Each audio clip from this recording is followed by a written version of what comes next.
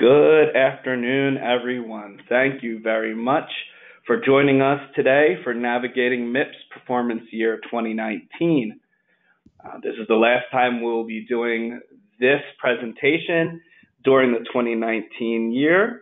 So this is the time to get your questions in, as well as find out any last-minute things you need to join 2019 MIPS reporting.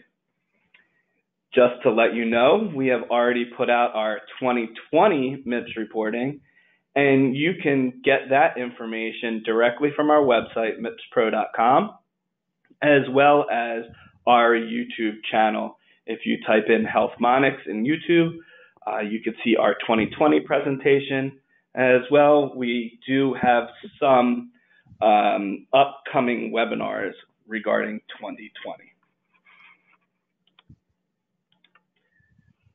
My name is Michael Lewis.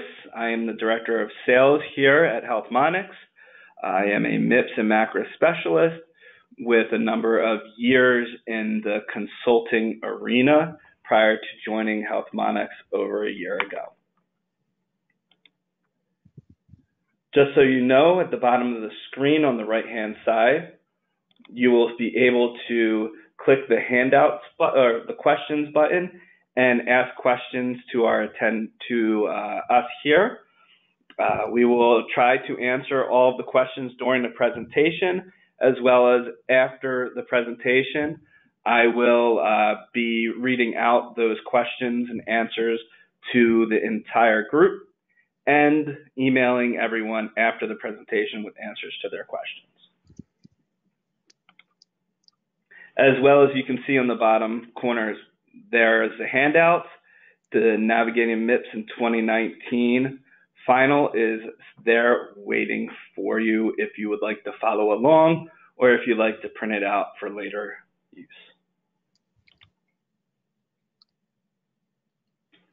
One more administrative thing that I want to get through is that if you are ready to report MIPS in 2019 and haven't signed up for MIPS Pro yet, you could sign up at our site, mipspro.com.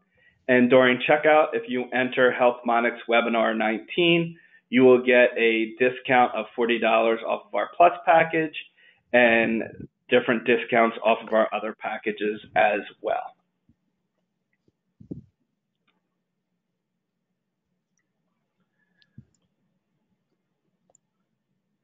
So here at Healthmonics, we are dedicated to bridging the gap between quality initiative activities around key health system initiatives and revenue improvement. This is delivered through solutions for measuring, tracking, and improving financial, operational, and quality outcomes. We do this by helping you do MIPS and other programs better, faster, and with less administrative overhead, and attacking those gaps in care.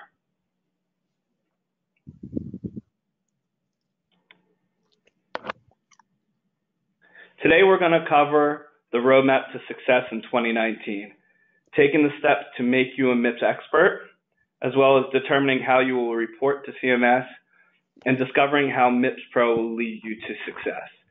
This call is a basics call. We won't be diving deep into any one section. However, if that is something that interests you, please let us know, and we could set up another time to talk one-off, or even possibly create another webinar based on that.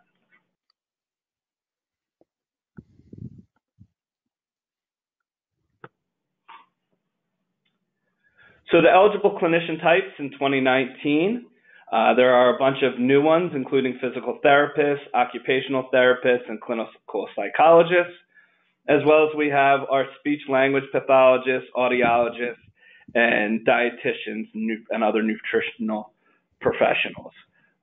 These new people are added this year, and they have a couple different rules and regulations that we'll go over in a little bit.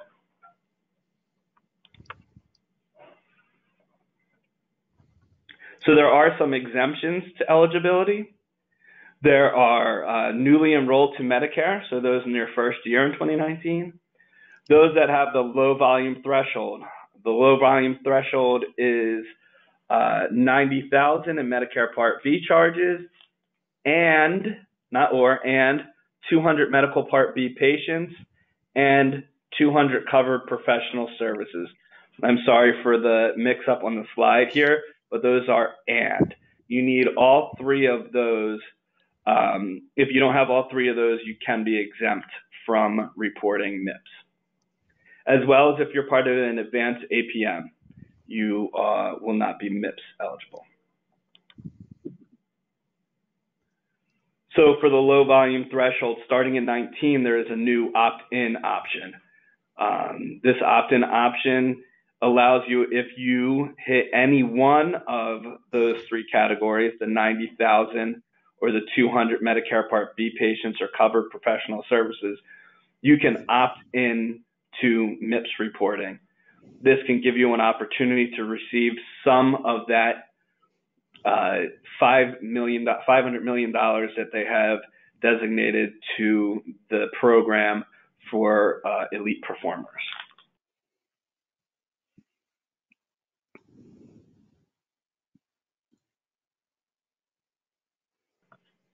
Another option in 2019 reporting is to, instead of just opting in, you could also report as a group.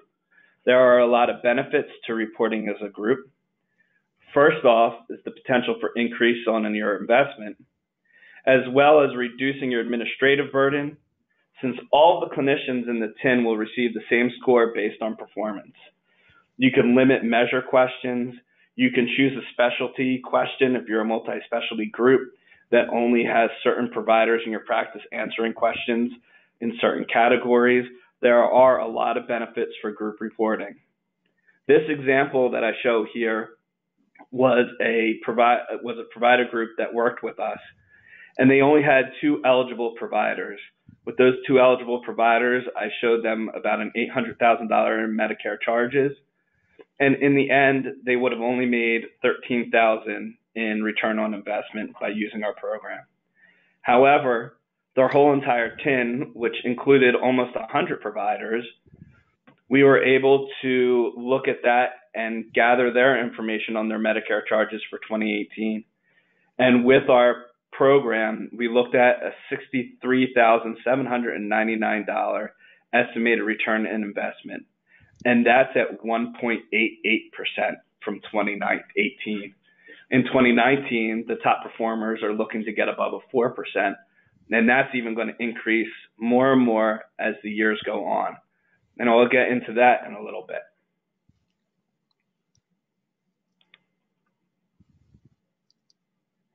Actually get into that right now. So as you can see here, these programs promised a lot in the beginning, and they showed very little return. You could see increases for top performers in the 1% range. However, those who are reporting in 2019 can expect the top performers to get a 4.69% increase. That is estimated at this point, since the losers pay the winners in these programs. So those who don't perform well will help pay for those who do perform well. There's a lot of reasons why this number is increasing, but one of the main things is that it is getting harder to do well in these programs, and those who are doing well are going to be able to be paid out because a lot of other providers are just meeting the minimum or falling below the minimum requirements. Also, as you can see, this number continues to move up next year. Expectations are to almost double the top incentive for top performers. So if this is a transition year for you in 2019, getting on board now, reporting minimum is a great idea, but preparing yourself for 2020 and starting to track your data, looking at 2020 moving forward, this is the perfect opportunity for that. So in 2019, transition year pacing options, they still give you an out.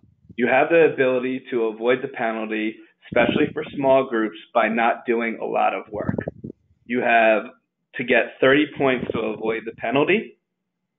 And for small groups, There are a couple easy steps that you can go ahead and do that towards the end of the year. For larger groups, it takes a little bit more work, but the opportunity to avoid the penalty is there in 2019. This will slowly disappear in the future. As 2020, that number jumps up to 45%. It moves to 60, and then they're talking 70 and up moving forward as the program goes on to avoid the penalty, showing that the average reporter is in the 70% range right now, and that's where they want the threshold to be in the future. There is also the max incentive period this year in 2019 at 75 to 100 points. So for you to get that maximum incentive, you need to have scored at least in the 75 range.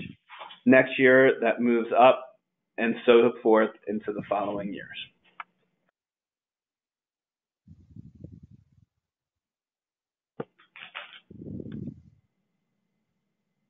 Okay, so we have our performance category weights. So performance categories in 2019, quality still takes up a large chunk of your number at 45%.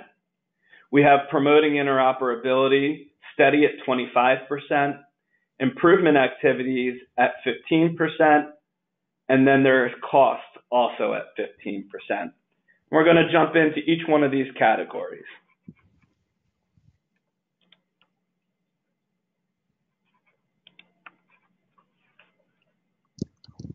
The first category is quality reporting. You must report on 6 measures this year. One must be an outcome measure or a high priority measure if the outcome's not available. You need to report on 60% of all patients seen in 2019. That includes all payers, not just Medicare. I want to reiterate the importance of that to everybody. 60% of all patients. There are a lot of people that are new to MIPS this year, as I shared before, and they are used to reporting on Medicare only. That is not the case anymore.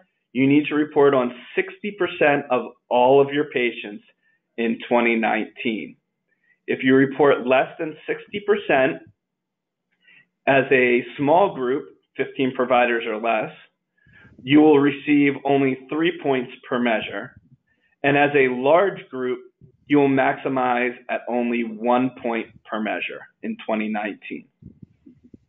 Also, it's important to note that practices larger than 15 providers cannot report via claims. They have to choose one of the other mechanisms for reporting.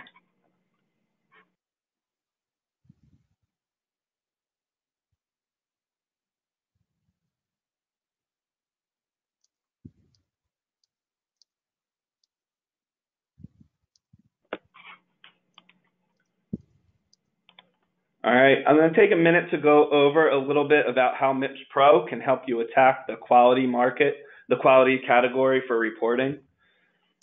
We have a data integration here where we're able to help you maximize your quality outcomes using our integrations, whether it's with an EHR, your practice management system. We're able to report all CQMs and ECQMs, and we also have a number of QCDR measures available for some specialty societies.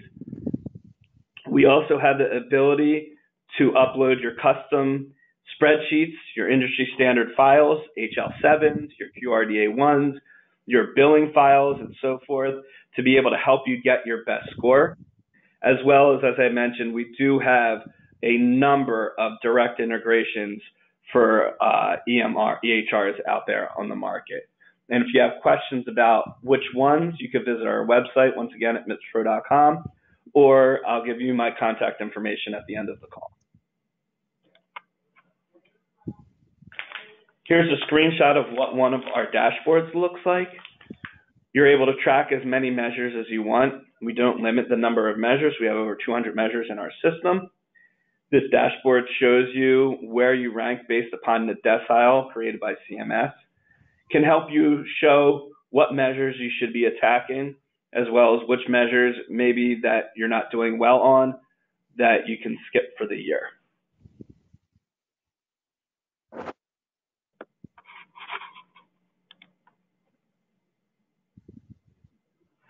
Here on this screen, we're going to show you your CMS performance based on rate. You want to know the percentage of people that have the met and not met per category. You can look at this screen here, and once again, you can track as many measures as you would like.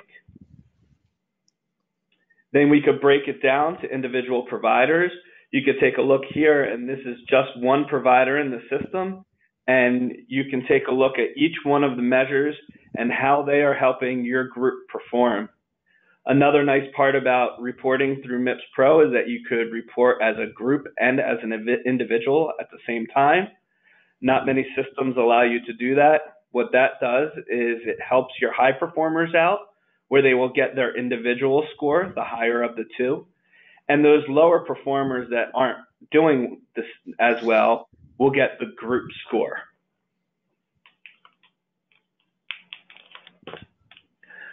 Another way that we break it down is showing you your actual versus your predicted scoring for your top measures, what you're going to be able to report to CMS at the end of the year through our system. We show you what your top 6 measures are, as well as where performance improvement can help.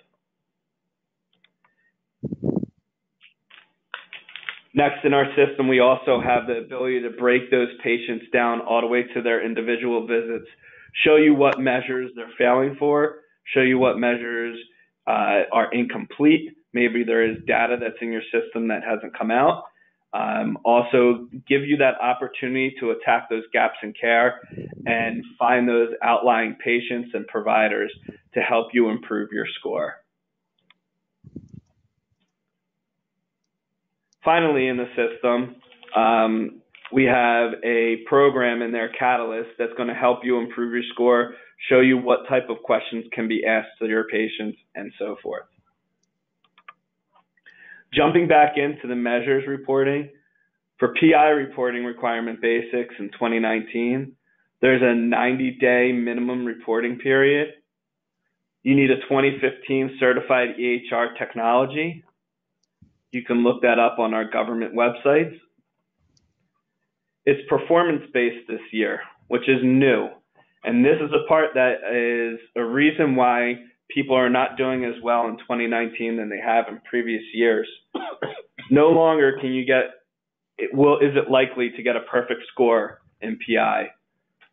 You will need to have every patient sign up for portal and so forth, have lots of interaction, but the scores for PI are expected to drop at least 10% from previous years. PI measures can be tracked and submitted through MIPS Pro.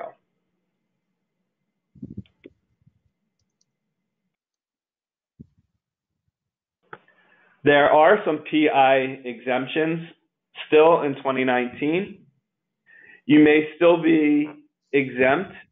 Your physician assistants, nurse practitioners, clinical nurse specialists, as well as certified registered nurse anesthetists. I'll mess that up every time. You have physical therapists, occupational therapists, clinical psychologists, as well as you can see the rest of the list over there on the right-hand side, including non-patient facing clinicians and hospital-based clinicians. However, it's important to note that if you are reporting as a group, you may still be included, your information may still be included with PI reporting. If you are exempt from PI, those 25% will move over to quality.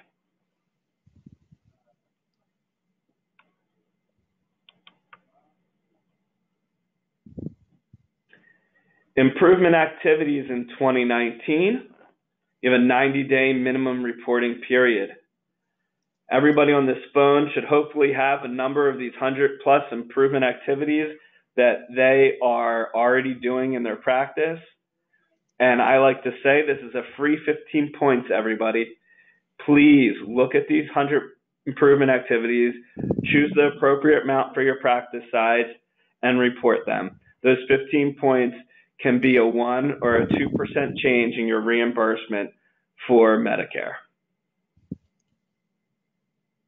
40 points total are required through selection of high-weighted 20-point activities and medium-weighted 10-point activities.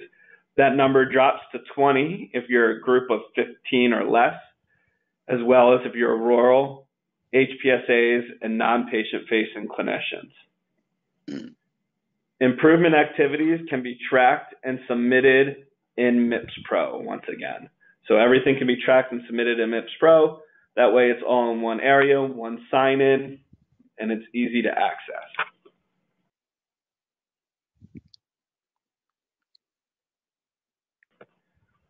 So cost requirement basics for 2019. There are no reporting requirements for cost. Cost is automatically calculated from administrative claims and the data. Your performance period is the entire year. In 2019, there are 2 measures on Medicare spending for Part A and Part B beneficiaries, as well as 8 episode-based cost measures for those who may qualify. Those are more specialty measures that are in the system. For more information on that, you can take a look at our website or qpp.cms.gov. We'll have some information on cost reporting and the requirements. Now, there is a large change in 2020 as they are adding 10 more measures and opening up costs to many more providers.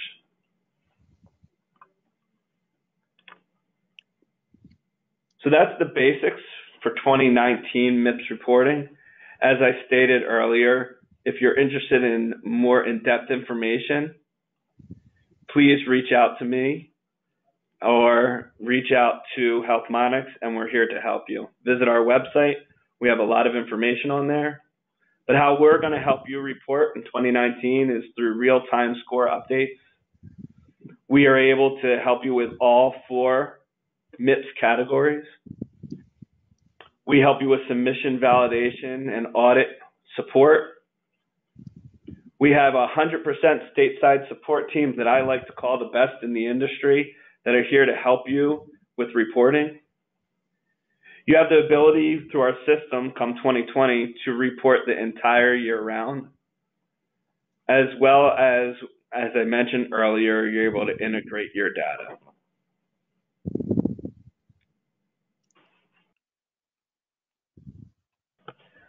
So feel free to ask questions. I'll be taking questions now. I'm going to take a minute to look at these questions before coming back to everybody. Our contact information is on this page, as well as if you're ready to sign up for MIPS Pro in 2019, remember to type in Healthmonics Webinar 19 at checkout. So please hold, and I'll be right back with everybody.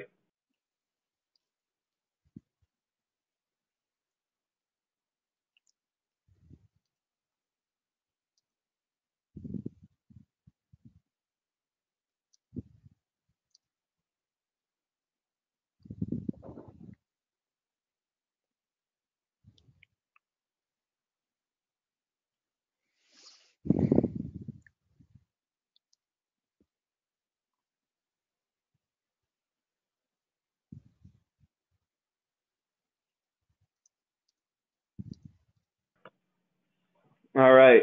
So the first question that I have in the system is, I have a small practice and I want to just earn the minimum, at least 30 points this year, to report. Do I need to do this in 2019 or can I wait until 2020?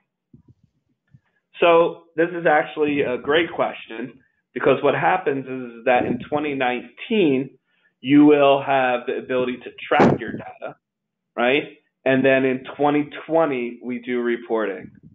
The deadline for MIPS reporting in 2020 is March 31st.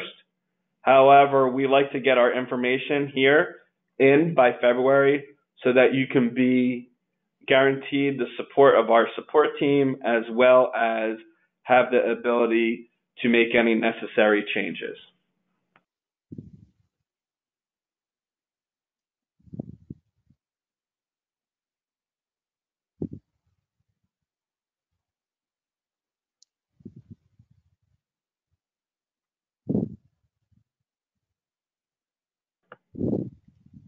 Another question is about needing a CMS number to file. or will it all be done by Healthmonics? If you have a MIPS Pro account in Healthmonics, we will help you submit the data to CMS on your behalf. So all you're going to need to sign up with us is your MPI, your tax ID number, provider's name, obviously, and some other demographic information on your organization.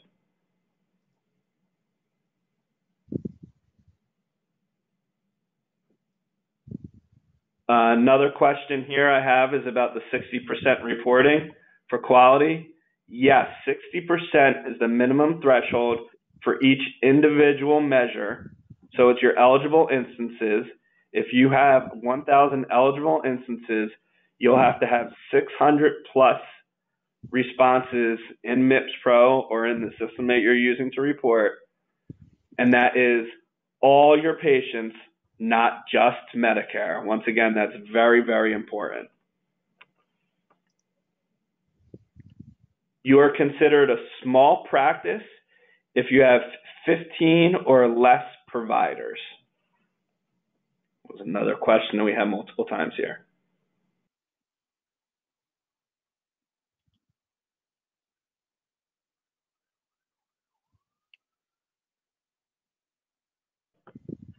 A couple other questions about minimal reporting. I think it's really important to hit on this as it is the end of the year and some people need that information. The math works out for small organizations, 15 or less, to report on 6 quality measures, at least one patient per measure. They will get 3 points each. Add in the improvement activities, and you're looking at a score of over 30 based upon any penalties and or exclusions from the measures. You will get above 30 if you're a group of 15 or more. As I stated, or 15 or less. As I stated, groups over 15 will only get 1 point. So 6 plus to 15 for improvement activities is not going to get you where you need to be.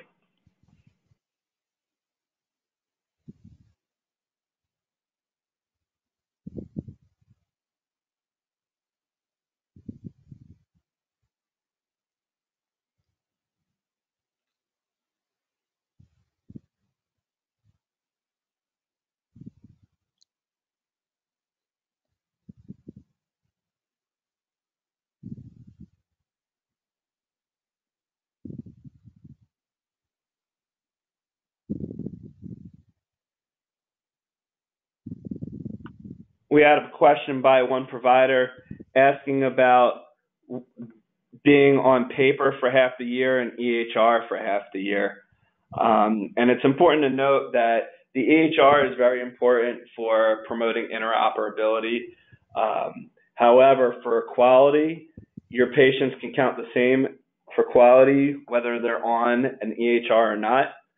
So if you're able to gather that data in your EHR and submit it through a registry like Healthmonics, you can then add on manually or through other processes like spreadsheet uploads like we discussed, and add to those categories so that you can get full credit for the whole year of reporting.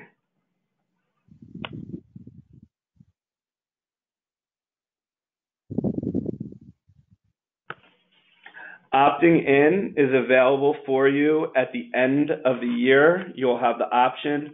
Once you hit submit, we'll get confirmation and you'll have the option to choose to include yourself in reporting or not. So there's nothing you need to do today for opting in. Another question is, can you track your information throughout 2020? Starting in January. Our system is scheduled the first business day of January 2020 to be up and running. A number of the measures changed and we received that information in the last, I think it was on Friday of this past week. So a couple of the measures will be preliminary and they'll state that on there until we're done and completed any of the upgrades to those measures.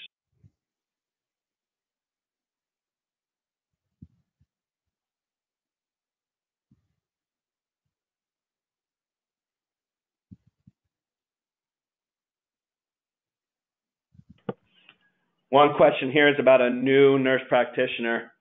If they have not seen any Medicare patients, do I still need to report? If you're reporting as a group, you're going to want to include all of our information in the system that is there. However, she is exempt from reporting if she does not report any Medicare patients in 2019 as an individual. Deadline for reporting this year, as I said, is we are looking to have all of our information in our system by the end of February so that we can make sure that we can help everybody be successful in 2019 reporting and to get the information to the CMS deadline of the end of March.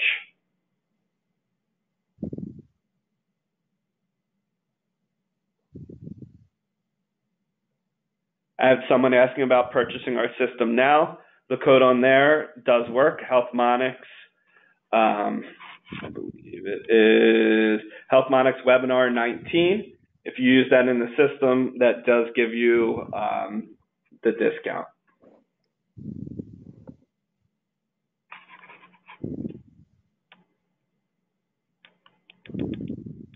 Lots of questions today. Thank you, everybody. I'm trying to get to a lot of them.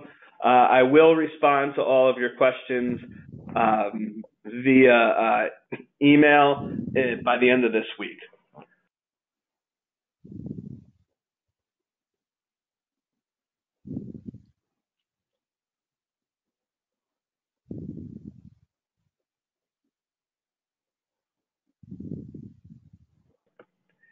Another question about provider, but this one in this case is the provider is leaving us or has left us during the year. Once again, if you are reporting as a group, you will need to report all measures, all data from that provider. However, as an individual, that is up to you. If you would like to report for them, you can. The information does follow that provider. So if not reporting this year, it will hurt them in the future.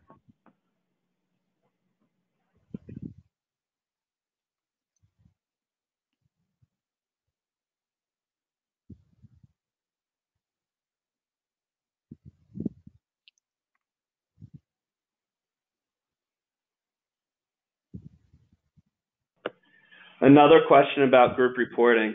If I have two physicians in the group and only one is MIPS eligible, we report only on the one doctor, not the group, correct?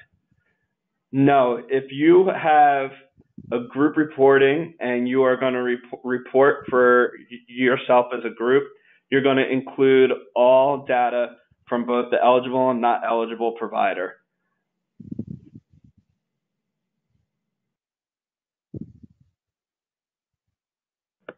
I have a couple ACO and APM questions in here. I'm going to reach out to specialists that can help me answer some of those questions. So if I don't get to those questions right now, just know that I'll be working on them for you to get you those answers by week's end.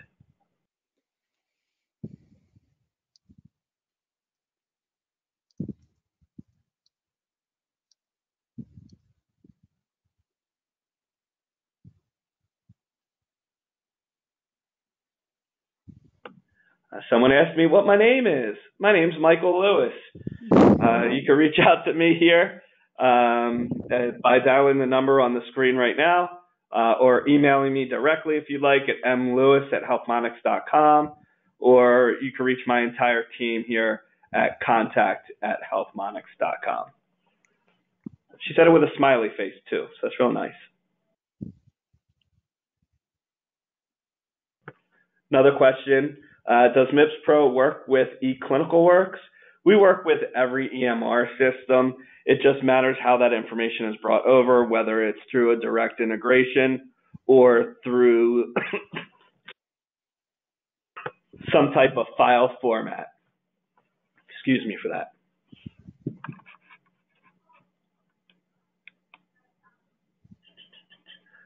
All right, I'll stay on for a little bit.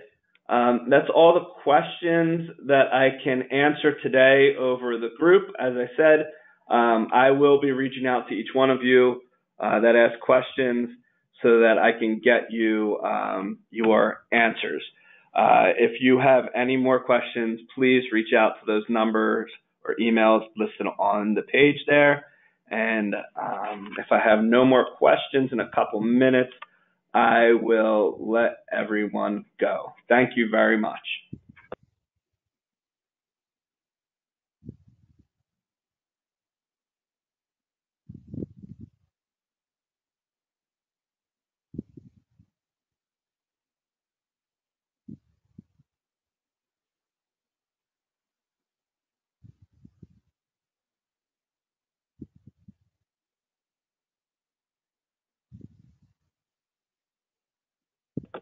I had a quick question about a PT practice and what improvement activities. We do have a list that I will provide you right on our webpage if you look under 2019 and you look in under quality measures, actually. We have specialty specialty measure suggestions. Under the specialty webinar suggestions, you will have PT will be located there. And if you scroll down the bottom, the IA measures will be there for each specialty. But I will make sure I send you that link at the end of today.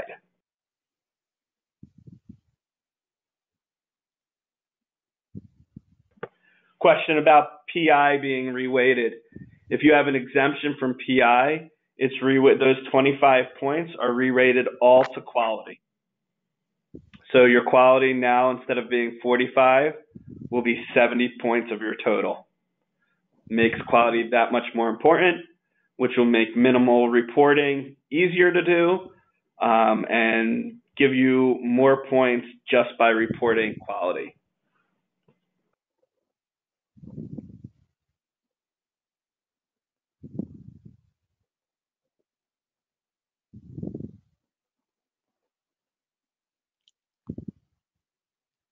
All right, I'll give everybody some time back today. Got through it a little quicker at this point, but thank you very much for your time. And once again, if you have any questions, we're here to help. And please reach out to me. I will be sending the slides as well as this webinar presentation onto everybody that signed up if you missed anything. Thank you, and have a great day and have a great end of the year and 2019 reporting season.